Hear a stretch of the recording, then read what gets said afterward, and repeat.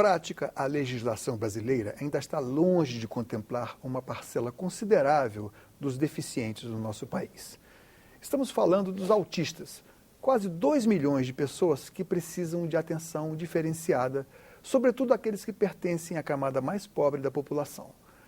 Para falar desse tema, Cidadania convidou Tatiana Lima, diretora do movimento Orgulho Autista Brasil. Seja bem-vinda, Tatiana. Obrigada.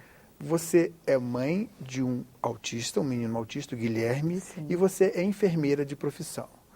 Bom, o autismo a gente pode definir assim, grosso modo, como um problema que a criança tem na comunicação com o mundo, que tem determinados graus de diferença, pode ser mais leve, mais grave, que se manifesta pela dificuldade de comunicação e atitudes de repetição, movimentos que são limitados, comportamentos limitados e atitudes que se repetem.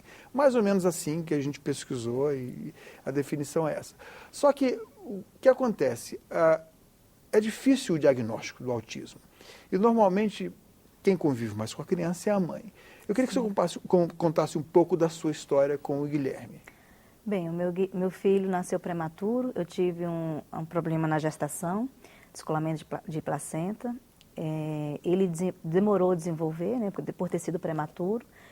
E com 1 ano e meio, mais ou menos, eu identifiquei que ele não falava nada, ele era verbal e tinha algumas características que me chamaram a atenção, que é enfileirar carrinho, que é fazer os movimentos repetitivos, que a gente chama de estereotipia, rodar em torno dele. E parece que os autistas eles têm dificuldade em se fixar Sim. no rosto da pessoa que está com eles. Eles têm dificuldade, né, de olhar nos olhos, de fixar a imagem da pessoa.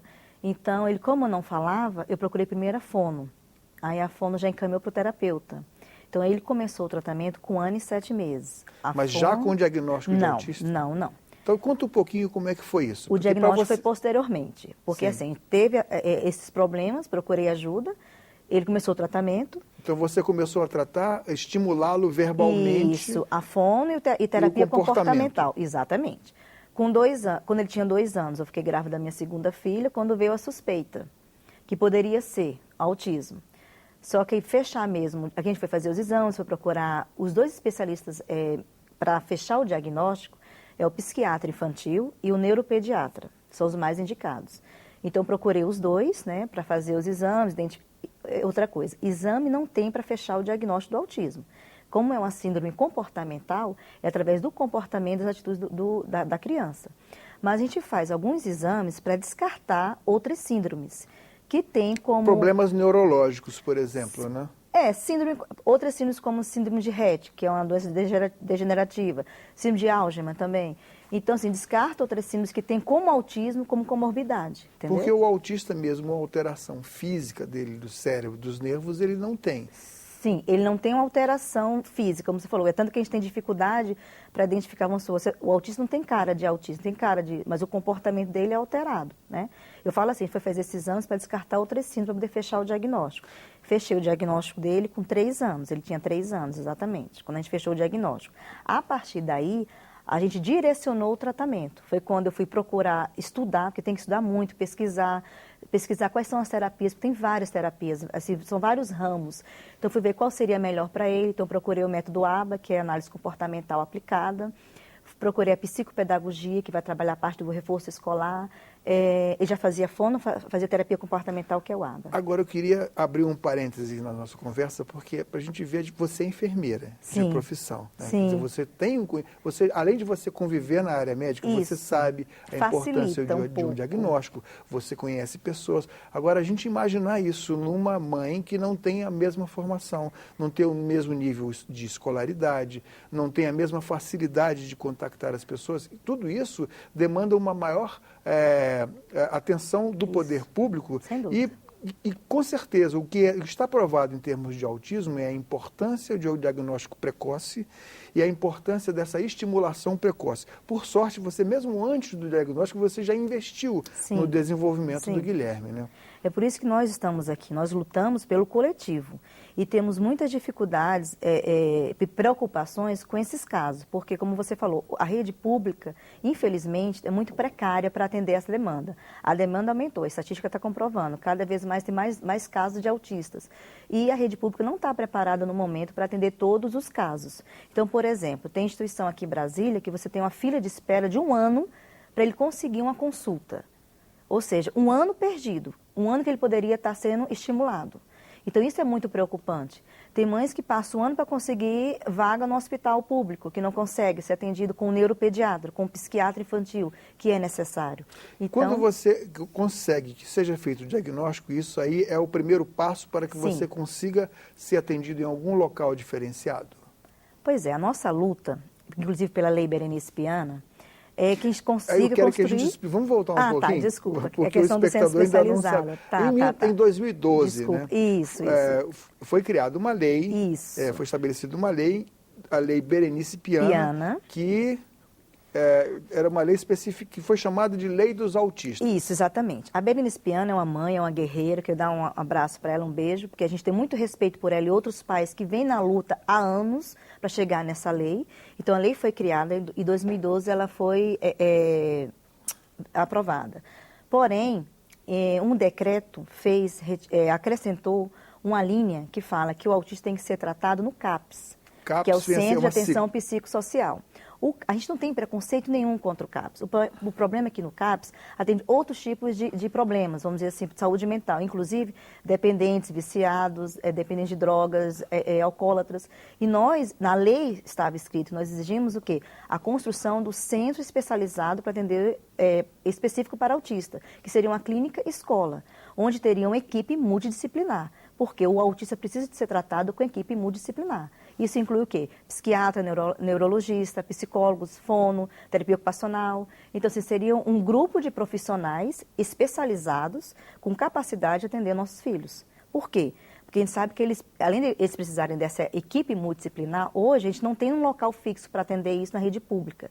Então, quem consegue um tratamento, uma terapia, tem que se deslocar para vários locais, em horários diferentes. Fazer um tratamento, cada parte do tratamento num local diferente. Isso dificulta muito. Então, assim, quem não tem condições financeiras tem que depender de ônibus, de metrô, às vezes não tem condições de levar e deixa de levar.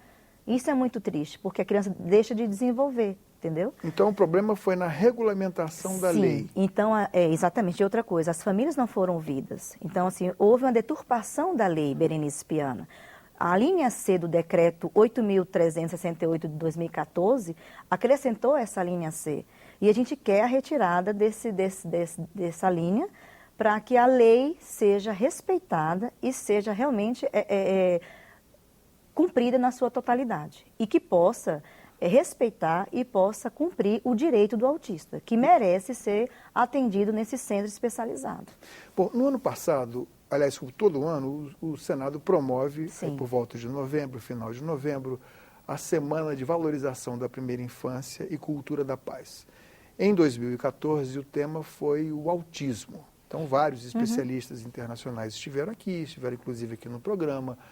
E o que foi discutido uma questão muito importante, a meu ver. Né? Você é uma mãe dedicada, você é uma mãe que tem instrução, tem conhecimento da área de saúde, tudo. E você sabe que a causa do autismo ainda não está definida. Mas um preconceito histórico que vem desde o final do século XIX atribuía às mães... a mãe geladeira. A mãe refrigeradora, né? A mãe geladeira, ficou conhecida como mãe geladeira. Isso foi um estigma. Isso. Então, isso aí eu acho que seria importante. Você não acha que é importante divulgar para as mães que elas não são culpadas? Importantíssimo. É tanto que quando a gente recebe um diagnóstico, algumas se questionam, mas onde é que eu errei? Por que meu filho é assim? Qual o problema? O que causou esse problema nele? E a gente vê que não tem uma justificativa. A culpa não é da mãe, não é do pai, não é de ninguém. Aconteceu. Então, assim, isso vem de uma sociedade machista, que acha que todo o problema está na mãe. Se o menino é mal educado é porque a mãe não educa, né? Tem esse termo.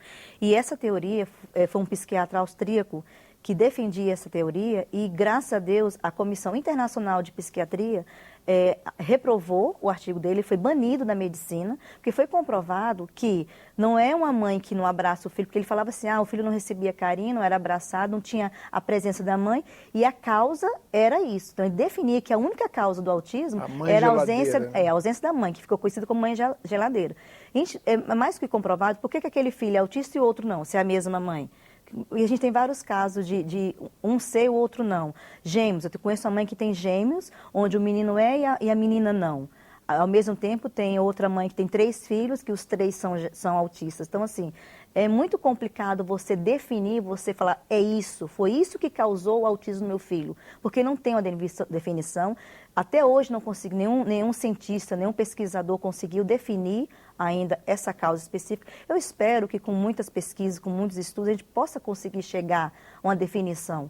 Quando você descobre a causa, é mais fácil tratar da prevenção, para prevenir. Pelo menos o diagnóstico precoce parece que estamos caminhando para a gente luta para isso, essa conscientização. Com 12 meses será possível essa conscientização de tentar o mais precoce possível, só que isso a gente depende muito dos profissionais. Então, a gente luta para que os médicos, a deputada, que eu ia falar da deputada Mara Gabrilli, que ela tem um projeto, deputada federal, tem um projeto para as universidades colocarem uma matéria específica de autismo para os médicos. Isso seria maravilhoso se acontecesse, porque eles iriam sair da faculdade já sabendo o que é um autismo, porque eles não sabem, porque lá tem a cadeira saúde mental. Então, na saúde mental tem todas as patologias da saúde mental. Então, consegue ver poucas coisas do autismo. Então, para você identificar o que é, porque como é comportamental, e pode confundir. Tanto que eu falo assim que o preconceito existe, né? A gente sabe que existe muito preconceito. A gente luta muito para conscientizar a população para evitar esse preconceito, porque eu acho que o preconceito é falta de informação. Quando você sabe o que é, você não pré-julga, né? Então, como o autista, ele não tem a fisionomia, porque você olhar para um Down, você sabe que é um Down. Olhar para um cadeirante, você sabe que tem algum problema, uma pessoa que tem paralisia cerebral. Mas o autista não tem a fisionomia, é só o comportamento. Então, quando ele está num ambiente agitado, quando ele está agitado num ambiente, está nervoso, hiperativo... Eu acho que a diferenciação, fazer a diferença é importante para que se consiga tratar cada um da melhor forma, cada um com o seu problema de saúde, da melhor forma, seja problema mental, seja inclusive até de adição a drogas, abuso de drogas, etc. Mas o importante é que seja feito o diagnóstico e que não haja preconceito de forma alguma, né? Sim, mas eu acho que para não ter o preconceito tem que ter informação. Claro. E é o que a gente está fazendo, tentando levar para a população o que é o autismo e por quê. Eu estou dando esse exemplo da criança... Isso é parte do movimento que você... Movimento do qual você é diretora, né? Como é que surgiu, Movimento quanto tempo Orgulho tem? Autista Brasil. Em 2005, né, começou aqui no Brasil um grupo e são vários voluntários, são pais e profissionais, a maioria são pais, nós somos todos voluntários. E o nosso principal objetivo é lutar pelas políticas públicas, para que elas sejam cumpridas, né, para defender os direitos do autista. Nós temos, mensalmente, uma vez por mês, temos um encontro que chama-se o Desabafo, que é um encontro de pais, profissionais, para trocar informação, experiência, é muito bom. É como se fosse uma terapia de grupo, que muitos pais são beneficiados, principalmente as mães, né?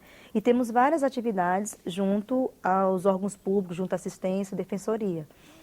E o que eu queria dizer em relação ao preconceito é isso. Eu queria só deixar uma mensagem que, assim, por exemplo... Eu vou pedir que você se alongue depois da mensagem. Tá bom. A melhor mensagem que você pode dar é contar a história do seu filho e falar dos progressos que ele tem feito. Que vocês têm feito. Falar dele, eu tenho o maior prazer de falar do meu filho, porque é uma bênção. Você ser mãe já é uma bênção. Eu já tive muita dificuldade para engravidar, para conseguir chegar até o final da gestação. Conseguimos. Depois que ele nasceu... O primeiro ano foi para tentar engordar, que era baixo peso. Depois veio a questão do diagnóstico. E ele, assim, com todas as dificuldades, com todas as limitações, ele é uma criança feliz. Hoje, com 6 anos, ele fala, ele conversa, ele entende tudo, ele está mais... A gente conseguiu concentrar mais, diminuiu a hiperatividade. Ele era muito hiperativo, muito agitado, muito nervoso. A gente conseguiu melhorar isso. Eu queria dizer que, como existem vários níveis de autismo, isso não quer dizer que ser agitado, ser hiperativo, todos vão ser. Depende... Ele tinha dificuldade de concentração? Sim, muita. Ele tinha porque, assim, tem o autismo e tem as complicações do autismo, né? Sim. Então, ele tinha um déficit de atenção importante, hiperativo, agitação, não falava... Outra coisa, tem um distúrbio sensorial. O autista, além do comportamento, tem um distúrbio sensorial, que atinge os sentidos, visão, audição, olfato, paladar. E o dele atingiu muito o paladar e a degustação. Então, até 4 anos, ele não mastigava. Tudo tinha que ser pastoso. Ele é seletivo alimentar, é aquela criança que não come de tudo. Ele, por exemplo, ele não come pão, não come biscoito, não come pipoca, não come bolacha. Ele recusa. Recusa, não aceita. Assim, tem terapia para isso, a gente faz um trabalho em cima disso para aumentar a seletividade dele. Mas já teve o avanço que hoje ele mastiga, não mastigava. Teve o avanço que hoje ele consegue comer algumas frutas que ele não comia. Então, isso é um progresso, um trabalho diário. A gente fala que é um trabalho de formiguinha. Né? Cada dia você vai trabalhando em cima daquelas dificuldades para conseguir as respostas que a gente tanto espera. Então, a gente trabalha com metas. Então, vamos supor, eu, por exemplo, centro com a equipe que trabalha com ele, a meta para esse ano vai ser o quê? Esse ano é alfabetizar. Então, assim, o primeiro ano foi o quê? Tentar falar. Aí depois tudo sensorial e assim vai, né? E, assim, hoje, meu filho com 6 anos é uma outra criança comparado com quando ele tinha 2 anos. A gente conseguiu uma evolução, conseguiu um progresso. Mas por quê? Porque a gente teve um diagnóstico precoce, que é fundamental, que a gente tem que lutar para isso, para que toda a população tenha acesso a esse diagnóstico precoce. Que a gente sabe que tem que ter a capacitação dos profissionais, tem que ter o interesse profissional, tem que ter o interesse do poder público para ajudar nisso, as políticas públicas. O diagnóstico precoce, atendimento com a equipe multidisciplinar, que é necessário para eles precisam desse atendimento. Por exemplo, meu filho ele faz fono, faz terapia comportamental, faz psicopedagogia, faz terapia ocupacional, faz ecoterapia e faz natação. Então, são 6 atividades. Que eu se eu pudesse, tivesse condições, queria fazer outras coisas com ele também. Sim. Mas o lado financeiro pesa muito. Outra coisa que eu queria dizer, a gente lutou muito para conseguir na lei a redução da carga horária sem compensação para o servidor público que tem um filho especial, que tem um filho autista. E isso foi vetado na nossa lei, pela presidente. E agora o senador Romário, ele está com um projeto de lei para conseguir isso, para redução da carga horária sem compensação para o servidor público que tem filho com deficiência. Como é que é a escola onde o Guilherme estuda? Como é? Ele estuda são quantos alunos na sala? Então, é assim, eu lutei para ele conseguir uma sala especial, sala TGD. Aqui em Brasília tem esse programa. Sala TGD é uma sala que tem uma professora para 2 alunos. TGD Mas Transtorno Global de Desenvolvimento, Sei. que está incluindo o que é o autista, né? Por quê? Porque ele tem um déficit de atenção importante e a hiperatividade. E o déficit de atenção dificulta a concentração e muitas crianças ao redor chamam a atenção dele, tira a atenção, o barulho, então isso atrapalha. Mas é uma escola regular com essa sala, o atendimento individualizado, que ele precisa disso, entendeu? Mas tem escola que está trabalhando para escola ser inclusiva. A gente tem dificuldade maior nas escolas particulares. Por quê? Porque antigamente a escola recusava a matricular a criança especial, a criança autista. Hoje ela é obrigada a aceitar, pela lei Berenice Piana, que foi uma luta, não foi uma conquista nossa. Só que não é só receber a criança, ela tem que receber e tem que se adaptar, tem que capacitar os profissionais, fazer a adaptação do conteúdo. Isso é custo para a escola, né? Custo para a escola visa lucro, né? É uma empresa. Então isso é muito difícil. E a gente estava lutando também para ter uma maior fiscalização, para fiscalizar essas escolas que não estão cumprindo com a lei. Outra coisa, o autista tem direito a um acompanhante escolar, que seria um monitor. Tem escola que está cobrando do pai o pagamento desse monitor. E pela lei não, a obrigação é da escola oferecer esse monitor. Então tudo isso a gente tem que reivindicar, tem que lutar e tem que cobrar dos órgãos públicos uma maior fiscalização para a lei ser cumprida. Eu queria que você desse para os telespectadores e para as telespectadoras, sobretudo as mães, uma mensagem de estímulo, de otimismo, de esperança, do exemplo que você tem em casa. Eu acho que a gente nunca pode desistir, jamais desistir. Tem que lutar, tem que persistir. Eu sei que a nossa vida é difícil, quem tem um filho especial é difícil, não é fácil. É uma montanha-russa. Hoje ele está bem, amanhã não está. De manhã ele está bem, à noite não está. Então tem vários fatores que podem levar a essa alteração. Mas a gente não pode desistir. Eu acho que o exemplo que eu tenho é esse. Meu filho com 2 anos tinha vários problemas, várias dificuldades. Hoje com 6 tem bem menos. Claro, ainda tenho muita coisa para trabalhar nele, tem muita dificuldade ainda na socialização. Mas coisa que, assim, como ele tem só 6 anos, tem um mundo pela frente, tem muitos anos para ser tratado. E eu queria dizer para as mães brasileiras, as mães que têm dificuldades, as mães que não conseguiram ainda um diagnóstico, não conseguiram um tratamento adequado, nós estamos lutando por elas. E nós vamos lutar, vamos revirar o mundo se for possível. Mas nós vamos continuar lutando pelo direito de todos, pelo coletivo. Muito obrigado mais uma vez pela sua presença aqui, Obrigada Tatiana. a você pela oportunidade. Cidadania conversou com Tatiana Lima, diretora do movimento Orgulho Autista Brasil. Mande suas críticas e sugestões para nós. Ligue para 0800 61 2211 ou acesse www.senado.leg.br/TV. Nesse endereço você pode ver de novo ou baixar uma cópia deste ou de qualquer outro programa da TV Senado. Obrigado pela atenção e até o próximo Cidadania.